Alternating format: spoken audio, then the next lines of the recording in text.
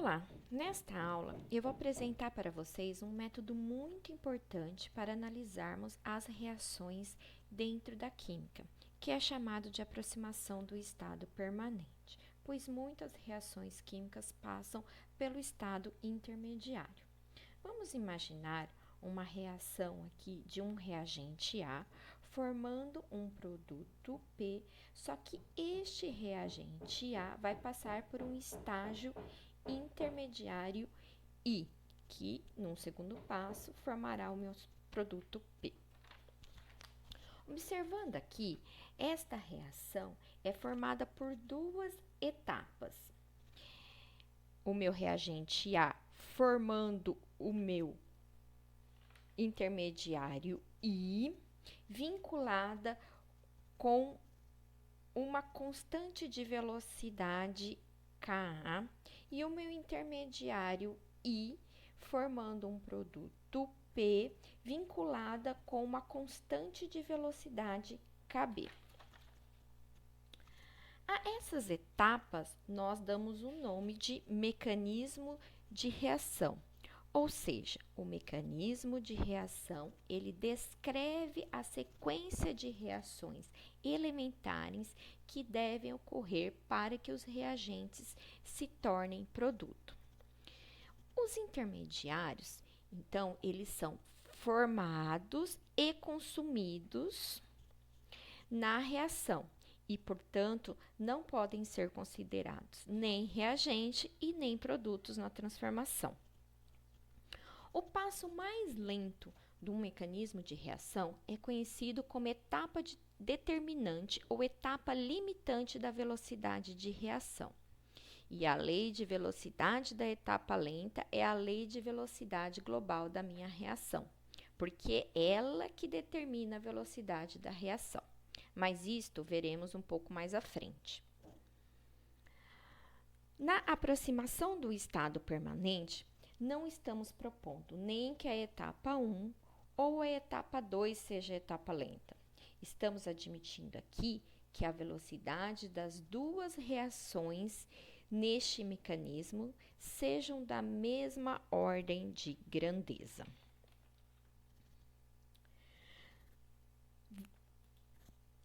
Vamos deduzir aqui a lei de velocidade de formação do meu produto P. Então, temos que escrever as equações de velocidade de cada reação proposta aqui no meu mecanismo de reação. Nós temos o consumo do meu reagente A na minha primeira reação. Nós temos a formação e o consumo do meu intermediário I, que se encontra na primeira e na segunda reação, e a formação do meu produto P, que se encontra na segunda reação do meu mecanismo de reação. Então, vamos inicialmente determinar a equação de velocidade do meu consumo de A, que é dada pela constante de velocidade da primeira reação vezes a concentração do meu reagente A. O sinal negativo aqui é porque o meu reagente A está sendo consumido. Para a equação de velocidade do meu intermediário I, nós vamos ter então o meu intermediário I, ele está sendo formado na minha primeira reação e está sendo consumido na minha segunda reação. Formado, então, será mais a constante de velocidade de A vezes a concentração em relação ao reagente da minha primeira reação do mecanismo de reação, menos porque o meu intermediário está sendo consumido na minha segunda reação, a constante de velocidade de B, que é da minha segunda reação, vezes a concentração do meu reagente da segunda reação, que é o intermediário. E para determinarmos a equação de velocidade do meu produto, eu vou ter o meu produto P, ele aparece apenas na segunda reação, e ele está sendo formado, então eu terei constante de B vezes a concentração do meu reagente, que nesse caso é o meu intermediário I. Então, aqui nós temos duas variáveis e três equações.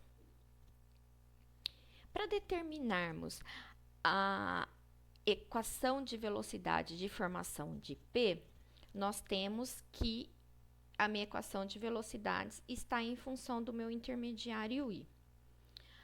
A concentração do meu intermediário, ele não pode condicionar diretamente a velocidade global de reação, muito embora exerça influência oculta sobre a agilidade das etapas elementar em que aparece.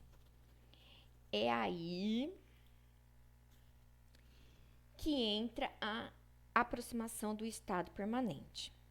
A aproximação do estado permanente nos diz que, depois de um intervalo de tempo inicial, as concentrações de todos os intermediários se mantenham pequenas e quase que constantes durante a maior parte do tempo aqui do avanço da minha reação. Então, a variação da concentração do meu intermediário é igual a zero.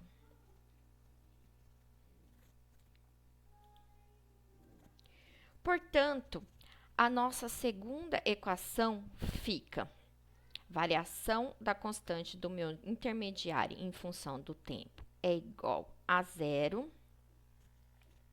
Substituindo isso na equação 2, nós vamos ficar com a seguinte expressão, que o meu intermediário é a constante de A sobre a constante de B vezes a concentração de A.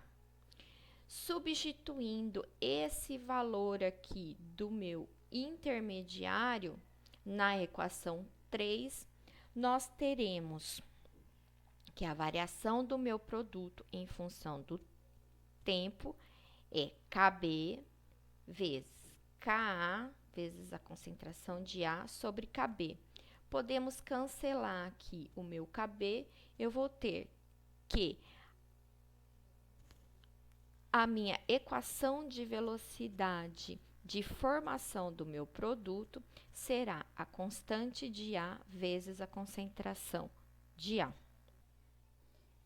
Vamos ver um exemplo de uma reação do gás ozônio em gás oxigênio, que apresenta o seguinte mecanismo.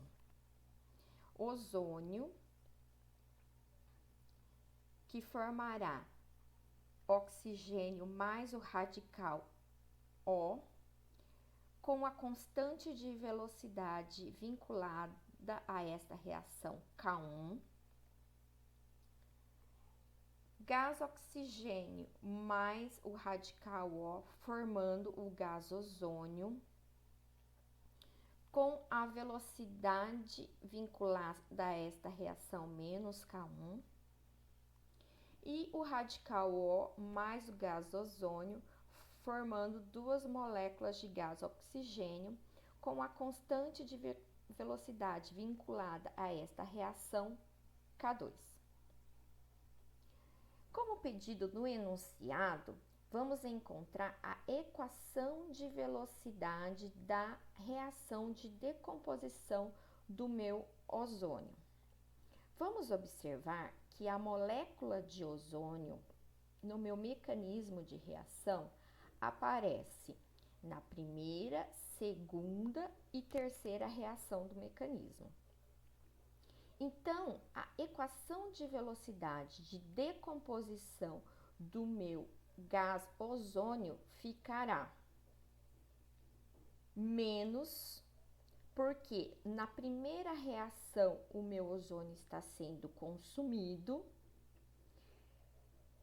constante de velocidade K1, que é da minha primeira reação, vezes a concentração do meu reagente gás ozônio. Na minha segunda reação, o meu gás ozônio também está relacionado com o consumo de oxigênio e o radical O. Então, teremos mais, porque O ozônio está sendo formado nesta segunda reação. Então, vai ficar mais constante de velocidade K menos 1 vezes concentração dos reagentes, que na reação 2 é o gás oxigênio mais o radical O. Na minha terceira reação, gás ozônio está sendo relacionado com a formação do meu gás oxigênio e a diminuição do meu próprio ozônio e do meu radical oxigênio. Então, teremos a seguinte equação de velocidade de decomposição do O3. Como a constante do meu intermediário não pode condicionar diretamente a velocidade global, então vamos encontrar agora a equação de velocidade do meu intermediário, que no caso é o meu radical ozônio, e aplicar a aproximação do estado permanente para encontrarmos a equação de velocidade de decomposição no ozônio solicitado no nosso enunciado. Então, o intermediário, que é o radical oxigênio, ele vai também aparecer nas três reações do meu mecanismo. Então, a velocidade do meu intermediário, que é o radical ozônio, ele vai ficar na primeira reação. O meu radical oxigênio está sendo formado, então, mais constante de velocidade da primeira reação, K1, vezes a concentração em função do meu reagente, o gás ozônio, menos, porque na minha segunda reação, meu ozônio ele está sendo consumido, constante de velocidade da minha segunda reação, K menos 1, vezes a concentração dos reagentes, que nesse caso é gás oxigênio mais o radical O. E na minha terceira reação, o meu radical está sendo consumido, então vamos ter menos O2 vezes a concentração dos meus reagentes, oxigênio e gás ozônio. Assumindo novamente a aproximação do estado permanente, a variação do meu intermediário é igual a zero.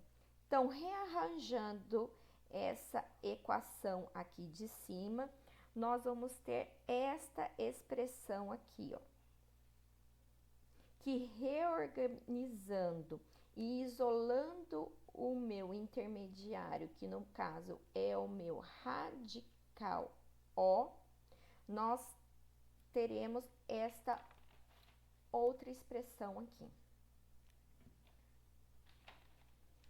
Como dito anteriormente, que o meu intermediário não pode condicionar diretamente a velocidade global da reação, nós vamos substituir o valor do intermediário na equação de decomposição do O3.